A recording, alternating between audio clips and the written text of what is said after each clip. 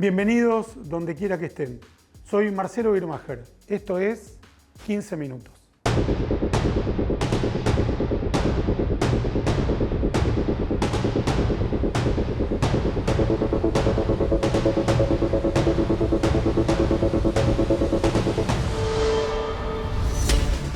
Nuevamente suenan tambores de guerra entre la República Islamo-Nazi de Irán y la democracia norteamericana.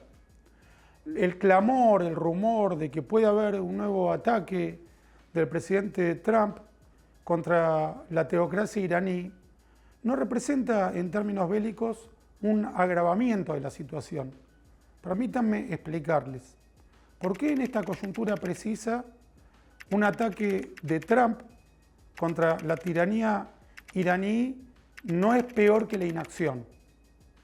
El conflicto actual entre la teocracia iraní y la democracia norteamericana como representante del mundo liberal en general comenzó en 1979 cuando el ayatollah Khomeini conculcó el poder en Teherán y secuestró a un centenar de rehenes norteamericanos sin que mediara ninguna provocación ni ataque previo por parte de Norteamérica. Es decir, la teocracia atacó primero cuando en Norteamérica gobernaba nada menos que Jimmy Carter, uno de los presidentes más complacientes, más contemplativos que ha tenido Norteamérica respecto de sus enemigos.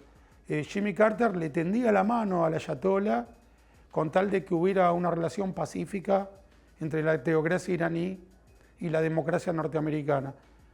Súbitamente, espontáneamente, el ayatollah decretó que Estados Unidos era el gran Satán, Israel el pequeño Satán. Desde el año 79 hasta este 2026, ese ha sido el discurso predominante, la posición invariable de Irán respecto de Estados Unidos y las democracias. Por eso, todo ataque de Norteamérica contra Irán sigue siendo autodefensivo, sigue siendo procurar mantener la hegemonía democrática en los países del mundo donde todavía rige el sistema liberal. Alguna vez Henry Kissinger ejemplificó que si alguien hubiera matado a Hitler antes del 1 de septiembre de 1939, fecha del comienzo de la Segunda Guerra Mundial, lo hubieran acusado de belicista o incluso de asesino. Pero si hubiéramos visto el asesinato de Hitler a posteriori de la Segunda Guerra Mundial, como retrospectivamente, quizás hubiéramos salvado 54 millones de vidas, que fue lo que costó la contienda más importante del mundo hasta la fecha. De modo que atacar a Irán bélicamente no empeora la situación actual, puede prevenir una situación muchísimo más grave, más mortal, más opresiva para el planeta que quedarse quieto. La mayoría de los analistas de los medios más importantes del mundo, y ejemplifiquemos con dos, The New York Times y la BBC de Norteamérica e Inglaterra respectivamente.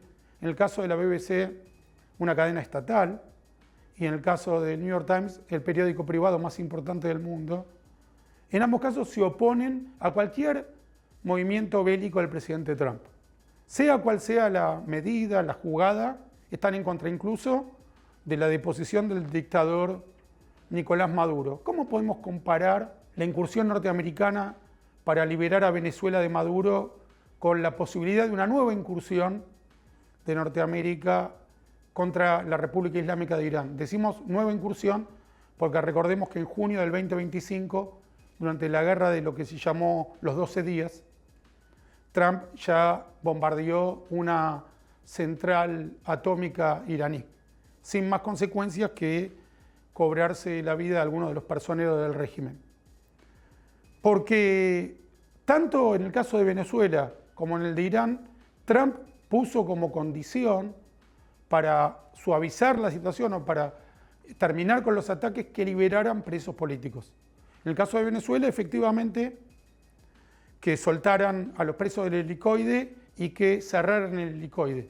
En el caso de la República Islámica de Irán, amenazó con que si seguían matando civiles indefensos, recordemos que hace unos pocos meses la teocracia iraní asesinó a más de 12.000 de sus propios ciudadanos manifestantes.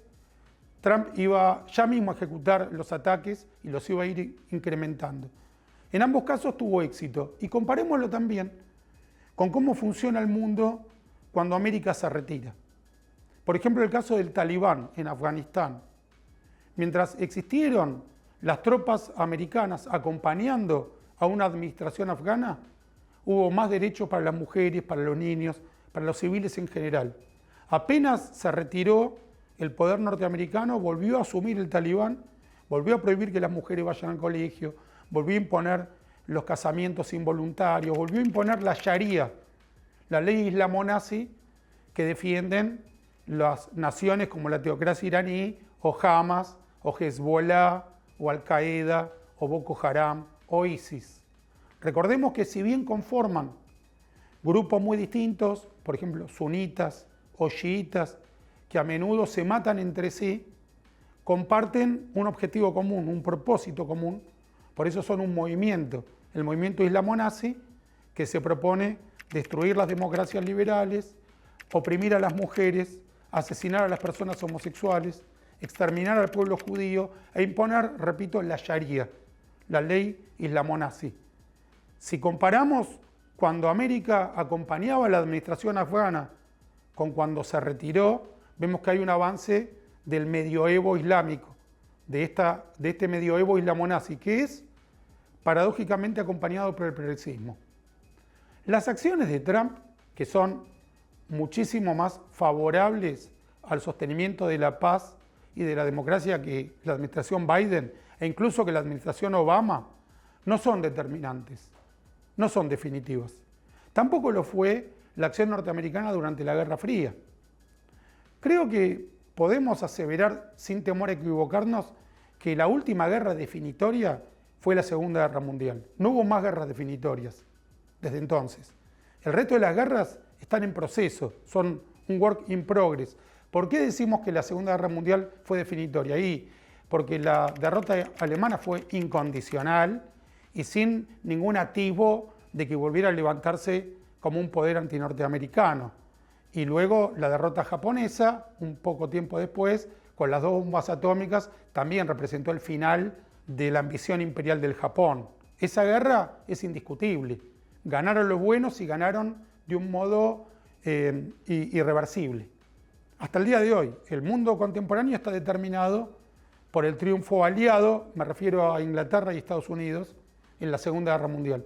El triunfo soviético es agua de otro costal. Pero el triunfo democrático en la Segunda Guerra Mundial es irreversible hasta el mismo día de hoy. Pero la Guerra Fría no fue así. La Guerra Fría, que fue contra los soviéticos, incluso habiendo sido derrotados, también irreversiblemente, los soviéticos, no como poder nacional, porque hoy Putin vuelve a levantarse como una amenaza para el Occidente libre, no con las mismas características que los comunistas, pero con puntos en común. Pero no fue una victoria irreversible porque durante la duración de la guerra hubo derrotas del Occidente libre, por ejemplo, en Vietnam del Norte, en Vietnam en general. Eso fue una derrota. En Cuba, Norteamérica fue derrotada cuando acompañó el intento liberador de Bahía de los Cochinos en el año 61, fue una victoria de los comunistas. En Nicaragua, si bien por un momento imperó la democracia a través del triunfo de Violeta Chamorro, que era acompañada por Norteamérica, luego volvió a ser derrotada la democracia hasta el día de hoy.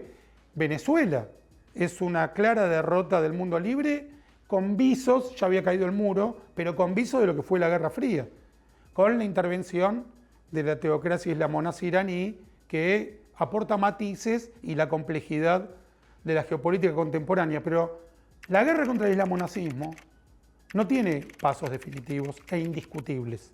Se parece en su peligrosidad a la Segunda Guerra Mundial, pero en su dinámica a la Guerra Fría, pues es una guerra de contención hasta ahora. A diferencia del imperio comunista, que podía ser de algún modo reformado, que los mismos factores podían convertirse en otra cosa, los islamonazis se parecen a los nazis en el sentido de que están dispuestos a reventar el mundo antes que ser derrotados. Mientras que los comunistas preferían la vida a la victoria, frente a la opción de hierro de matar a todos o ser derrotados, aceptaban la derrota. El caso de Alemania Oriental es paradigmático. Finalmente, cuando vieron que tenían que matar más gente que la que quería salir, los dejaron salir. Mientras podían matar de manera gradual y con eso intimidar a los ciudadanos, seguían matando. Pero cuando ya eran muchos más los que tenían que matar que los que iban a poder seguir gobernando, los dejaron salir. El logro comunista, y lo digo literalmente, no es una hipérbole, la tiranía comunista tenía una mayor relación con el valor vida que la tiranía islamo-nazi, que es idéntica a la nazi en cuanto a que prefiere la muerte. Hay una pregunta recurrente, que cuando yo mencionaba antes que The New York Times y la BBC se oponen no a tal o cual avance bélico de Trump contra la teocracia iraní, sino a cualquiera. Haga lo que haga Trump, lo van a criticar. No hay una lectura rigurosa, una lectura racional. Acusan a Trump de querer el petróleo, como si fuera una novedad, como si Putin no quisiera el petróleo, los chinos no quisieran el petróleo, o Obama no quisiera el petróleo, o Biden, que ya estaba senil, no sabíamos lo que quería, pero si hubiera estado lúcido, también hubiera querido el petróleo, porque el petróleo sigue siendo el núcleo de combustible del mundo, no solo del mundo libre. De modo que para hegemonizar con un sistema político hacen falta materias primas. Ahora, ¿es lo único que quiere? ¿Quiere el petróleo para oprimir a Irán, para oprimir a los iraníes? Y eso es contradictorio con lo que le acaba de exigir a Irán, que es que no mate a sus propios ciudadanos. El mayor defensor de los derechos humanos en la actualidad es el presidente Trump. No hay nadie que haya hecho tanto por los derechos de las mujeres, de las personas que eligen libremente en la adultez su vida sentimental o de los civiles indefensos. Se ha opuesto de manera categórica contra las dictaduras que vulneran todos esos derechos. ¿Podemos imaginar que Trump esté negociando la continuidad de una dictadura peor que la iraní con tal de quedarse con el petróleo? No, bajo ningún concepto. También quiere el petróleo como cualquiera, como cualquier estadista, y eso es bastante indiscutible. Veamos el caso de Venezuela. ¿Logró Trump terminar con la dictadura chavista? No, pero ¿la mejoró? ¿Es menos mala ahora que antes del ataque? Indiscutiblemente sí. Entre otros motivos porque soltaron a muchísimos de los presos políticos que tenían. De modo que es mayor el impacto del mejoramiento de los derechos humanos que de la adquisición de petróleo. De hecho, todavía no hay ninguna noticia sobre cuál fue el beneficio en términos de petróleo para Estados Unidos, pero sí tenemos noticia de la cantidad de presos políticos que se liberaron en Venezuela. Veamos, dirigiéndonos específicamente al Golfo Pérsico, un ejemplo que tiene similitudes, que fue la incursión norteamericana de 2003 contra la tiranía de Saddam Hussein en Irak. También islamo-nazi, en una vertiente distinta, quizás más laica, pero islamo-nazi como lo fue también Bashar al-Assad y su hijo, que ahora está exiliado en la Rusia de Putin, y como estamos mencionando que fueron o son los iraníes. La incursión y la victoria norteamericana en Irak no generó una democracia resplandeciente iraquí, estamos muy lejos de eso, pero sí un territorio mucho menos peligroso para el mundo libre que antes de la incursión. Ya no podemos estar temiendo un arsenal atómico en Irak. Ya no podemos estar temiendo una alianza entre Irak e Irán, aunque eran enemigos en los 80, perfectamente podrían aliarse después, como se aliaron los chiitas iraníes con los sunitas del grupo islamo-nazi Hamás. La alianza era completamente posible, aunque se hubieran matado por 1 millón de personas. Eso no es un impedimento para la alianza entre dos naciones islamo-nazis. Ahora es imposible. Estados Unidos sigue teniendo un resguardo, un oasis geopolítico en esa imperfecta, ¿cómo llamarla? Ese perfecto régimen que es el Irak contemporáneo. De modo que, visto retrospectivamente en el despliegue temporal, fue menos malo incursionar en Irak que no haberlo hecho. Muchas gracias por haberme escuchado donde quiera que estén. Soy Marcelo Birmacher. Esto fue 15 minutos.